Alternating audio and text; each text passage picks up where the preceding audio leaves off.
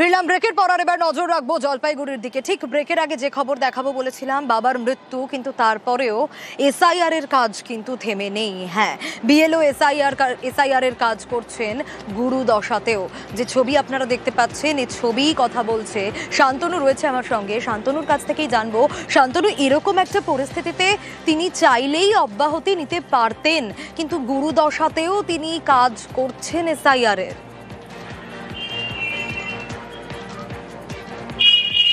দেখো, সেটাই কিন্তু প্রশ্ন। কারণ হচ্ছে প্রশাসনিকভাবে নিয়ম রয়েছে, কোনো বিএলও যদি কাজ করতে গিয়ে কোনো রকম সমস্যার মধ্যে পড়েন, সে অসুস্থ হয়ে পড়ে বা পরিবারে কোনো সমস্যা দেখা দেয় বা কোনো এরকম একটি বিরাগন্ত ঘটনা ঘটে, তাহলে কিন্তু তিনি তার দায়িত্ব থেকে অব্যাহতি নিতে পারেন, ছুটি নিতে পারেন। সেটা প্রশাসন বিবেচনা করে তার জায়গায় রিজার্ভ থেকে কিন্তু আলাদা করে কর্মী নিয়োগ করে সেই কাজটি তুলে দেওয়ার নিয়ম রয়েছে। কিন্তু এক্ষেত্রে দেখা যাচ্ছে বিরাজ কুমার সরকার, যিনি একজন প্রাথমিক শিক্ষক, দায়িত্বে রয়েছেন, 793 জন ভোটার রয়েছেন তার বুথে, কিন্তু তিনি দায়িত্ব থেকে অব্যাহতি নেননি।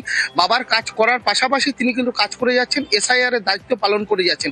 সেটাকেই দৃষ্টান্ত বলছে প্রশাসন। কারণ এরকম একজন কর্মী, যিনি বিএলও হিসাবে দায়িত্ব পালনের পাশাপাশি তার বাবার কাজও একদিকে করছেন, পাশাপাশি এসআইআর এর যে কাজ, গুরু দায়িত্ব, সেই দায়িত্বই পালন করছেন। কারণ যখন এসআইআর পর্ব শুরু হয়েছিল, প্রথম দিকে তিনি বাড়ি বাড়ি ঘুরে 793 জন ভোটারের হাতে ফর্ম পৌঁছে দিয়েছিলেন, এসআইআর ফর্ম, এবং সেই ফর্ম কালেকশন করার পর্বেই কিন্তু তার বাবার মৃত্যুর ঘটনা ঘটে। এবং সেই সময় কাজ শেষ করে এসে কিন্তু ফর্মগুলোকে কালেকশন করে এখন তিনি আপলোডের কাজ করে যাচ্ছেন বাড়িতে বসে বসে।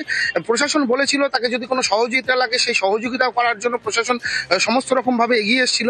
কিন্তু তিনি বলেছেন তিনি যতটা পারছেন তিনি নিজেই করার চেষ্টা করছেন। সেই কাজেই কিন্তু প্রশাসন যথেষ্টই খুশি এই বিএলওর কাজ দেখে, এবং প্রশাসনের লোকজনও তার পাশে দাঁড়িয়েছে। প্রশাসন থেকে এসেছিল, প্রশাসনের প্রতিনিধিরা তার বাড়িতে এসেছেন এবং তার বাবার শ্রাদ্ধ শান্তির কাজটা অন্তত যাতে কিছুটা সময় তিনি অব্যাহতি পান, সেই প্রশাসন তরফ থেকে সেই আশ্বাসও দেওয়া হয়েছে।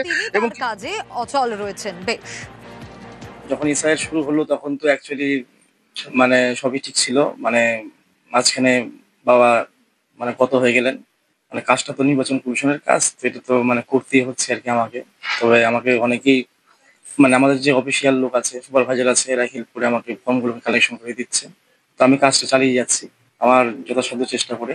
সমস্যা বলতে অ্যাকচুয়ালি এই অবস্থায় কিছু সমস্যা হবেই আর কি। তো তবুও মানে যে নির্বাচন কমিশনের কাজ, এটা তো করতেই হবে আমাকে, ঠিক আছে। প্রশাসন আমাকে সহযোগিতা করছে, যেহেতু একটা বাউন্ডেড সময়ের মধ্যে কাজটা করতে হবে, তো সেটা তো দেখতেই হবে না। আমরা এসেছিলাম বিএলওর পিতৃবিয়োগ হয়েছে, পিতৃবিয়োগের পূরণ তো আমরা কোনোভাবে করতে পারবো না, কিন্তু এর মধ্যেও উনি যেভাবে আমাদের এই মানে বিএলওর যে কাজ সেটা যে উনি করছেন, এবং কোনো রকম মানে বল প্রয়োগ বা কোনো রকম চাপ প্রয়োগ ছাড়া, মানে ওনাকে যে কোনো কিছু আমরা যে বলেছি কাজটা করতে তা না, মানে উনি কিন্তু ইচ্ছাকৃতভাবে এই কাজটা চালিয়ে যাচ্ছেন। মানে এটা সত্যি ওনাকে কুর্নিশ জানাতে চাই আমরা। বিএলওর মৃত্যু। এবার নদিয়ার কৃষ্ণনগরে ঘর থেকেই ঝুলন্ত দেহ উদ্ধার, এবং পরিবারের দাবি এসআইআর এর কাজের চাপেই মৃত্যু হয়েছে। আর এখান থেকেই অনেকগুলো প্রশ্ন উঠছে, তার কারণ শুধু ঝুলন্ত দেহ উদ্ধার নয়, পাশে ছিল সুইসাইড নোট, এবং সেই সুইসাইড নোটের ছত্রে ছত্রে কাজের চাপের অভিযোগ যেরকম রয়েছে, সেরকমই দায়ী করা হয়েছে নির্বাচন কমিশনকে।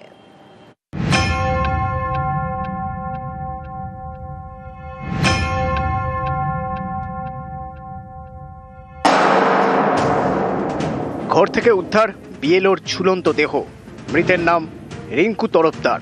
পরিবারের দাবি ঘর থেকে মিলেছে সুইসাইড নোট, তাতে লেখা এই পরিণতির জন্য নির্বাচন কমিশন দায়ী। নদিয়ার কৃষ্ণনগরের ষষ্ঠীতলা, এখানকার বাসিন্দা রিঙ্কু তরফদার চাপড়ার বাঙালঝি স্বামী বিবেকানন্দ বিদ্যা মন্দিরের প্যারা টিচার। চাপড়া 2 নম্বর পঞ্চায়েত এলাকার 201 নম্বর বুথের বিএলও ছিলেন রিঙ্কু। শনিবার সকালে 3 তলার ঘর থেকে উদ্ধার হয় তার ঝুলন্ত দেহ। পরিবারের অভিযোগ এসআইআর এর অতিরিক্ত কাজের চাপে আত্মহত্যা করেছেন রিঙ্কু। মানে এসে খাওয়া দাওয়া তো দূরস্থ নয়, আগে এসে ওই ইয়ে নিয়ে বসে পড়তো খাটের ওপর। পাওয়ার সঙ্গে সঙ্গে আমি ভিডিও কালেক্টরেতে গিয়েছিলাম, ভিডিও অফিসে গিয়েছিলাম জমা দেওয়ার জন্য, যে আমার কাজ পারবো না বলে এবার লিখিত দিয়ে দিয়েছিলাম, দিয়ে উনি নেয়নি, দিয়ে কালেক্টরেতে পাঠিয়েছিল।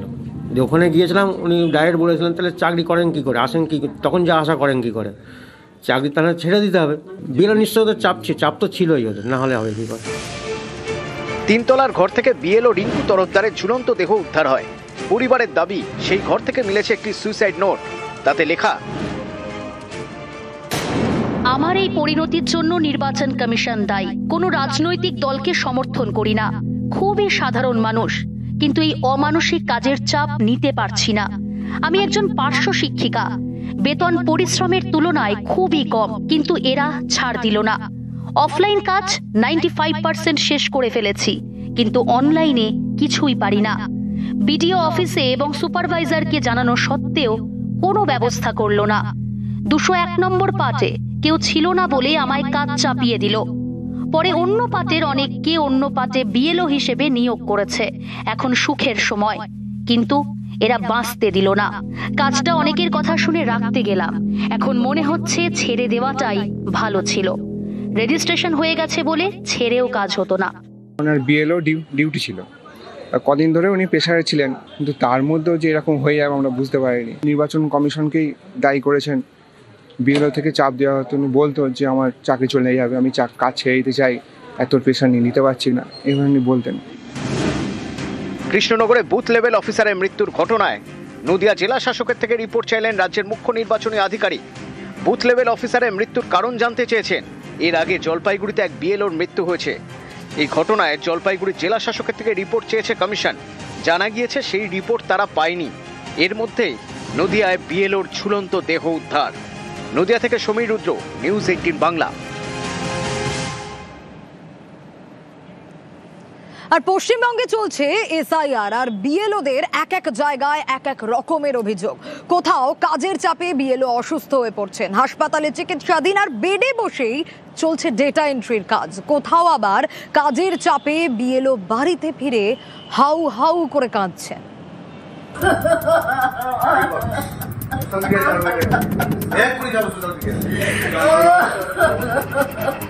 আমি তো বলছি কাজে করে পিছিয়ে নেই তো, মোটামুটি করে কাজে করে পিছিয়ে নেই তো।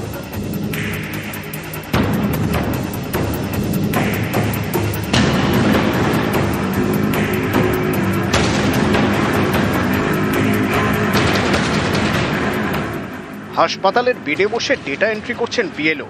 এ ছবি উত্তর দিনাজপুরের ইসলামপুরের। চোপড়ার বাসিন্দা মুস্তাফা কামাল চুটিয়াখোর গ্রাম পঞ্চায়েতের 188 নম্বর বুথের বিএলও। অভিযোগ, এসআইআর এর কাজের চাপে শনিবার সকালে অসুস্থ হয়ে পড়েন মুস্তাফা। তাকে ভর্তি করা হয় ইসলামপুর মহকুমা হাসপাতালে। অভিযোগ, কাজের চাপ এতটাই যে হাসপাতালের বেডে বসে ডেটা এন্ট্রির কাজ করেন। সারাদিন বসে থেকে থেকে থেকে থেকে পাগুলো গেছে ফুলে, প্রচণ্ড ব্যথা, আর এদিকে শরীর ক্লান্ত হয়ে পড়েছে। এই নিয়ে আমি বাড়িতে আমি রাত 2টা 1টা পর্যন্ত কাজ করেছি। শরীর দুর্বল হয়ে যাওয়াতে কাল থেকে আমি আবার চলাফেরা করতে পারি না। এর মধ্যে আমি চাপ দিচ্ছি যে 25 তারিখের মধ্যে আমাদের ফর্ম জমা দিতে হবে। সম্ভব না স্যার, আমি কেন, কেউ দিতে পারবে না।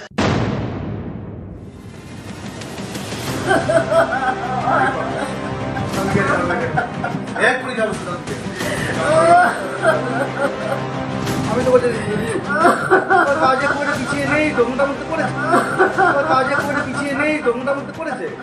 হুগলির পান্ডুয়া এখানকার একটি বুথের বিএলও সুমিতা মুখোপাধ্যায়। তার দাবি, তিনি 1300টি ফর্মের মধ্যে 300টি ফর্মের ডেটা এন্ট্রি করেছেন। অভিযোগ, এই কারণে তাকে পান্ডুয়া ব্লক অফিসে দীর্ঘক্ষণ বসিয়ে রাখা হয়। দ্রুত কাজ শেষের জন্য চাপ দেওয়া হয়। এরপরে বাড়ি ফিরেই বিএলওর কান্না। কাজে করে পিছিয়ে নেই তো, মোটামুটি করে কাজে করে পিছিয়ে নেই তো, মোটামুটি করেছে।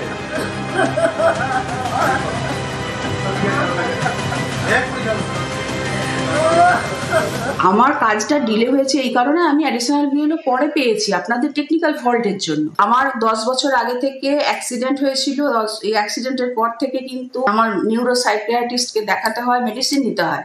এত কিছু মেডিসিন নেওয়ার পরও কিন্তু আমি এই কাজ থেকে অব্যাহতি চাইনি। সুপারভাইজার বললেন ওনাকে ছেড়ে দিন, উনি অসুস্থ, তা সত্ত্বেও কিন্তু এই ব্যাপারটা ডিলে করলো ওরা, যার জন্য আমি বাড়িতে এসে আমি খাবারটুকু খেতে পারি। আমাকে পরিবারের লোকেরা খাবারটা খেয়ে মেডিসিনটা দেওয়ার চেষ্টা করেছে।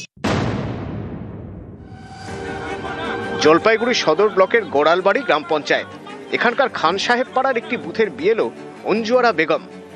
স্থানীয়দের দাবি, এসআইআর এর কাজ শুরুর পর তিনি অসুস্থ হয়ে পড়েন। এরপর থেকেই বিএলওর কাজ করছেন অঞ্জুয়ারার নাবালক ছেলে। বিএলওর যে সে তো নাই, এখন বলে হসপিটালে আছে কি কোথায় আছে আমরা তো জানি না। পরে ওর ছেলেকে কালকে জমা দিয়েছি। ভিডিও থেকে আসে একবার সঠিক মূল্যায়নটা যদি করে দেয় যে ও অসুস্থ বা ওর ছেলেই চলবে, করে যদি কোনো ভুলভাল হয় তো তার দায়িত্ব কে নেবে? কৌশিক ঘোষ মুর্শিদাবাদের জঙ্গিপুরের একটি বুথের বিএলও। অভিযোগ, কাজের চাপে অসুস্থ হয়ে পড়েন, তাকে ভর্তি করা হয় হাসপাতালে। মাথায় ব্যথা, বুকে ব্যথা এবং হার্টবিট বেড়ে যায়। এই সঙ্গে সঙ্গে আমরা কাজ করতে করতে বাড়িতে অসুস্থ হয়ে একদম সেন্সলেস স্বাভাবিক অবস্থা, মাথায় জল টল দিয়ে আমরা সঙ্গে সঙ্গে ডাক্তারবাবুর কাছে নিয়ে আসি। কাজের চাপ কি প্রচণ্ড কাজের চাপ। নিউজ 18 বাংলা।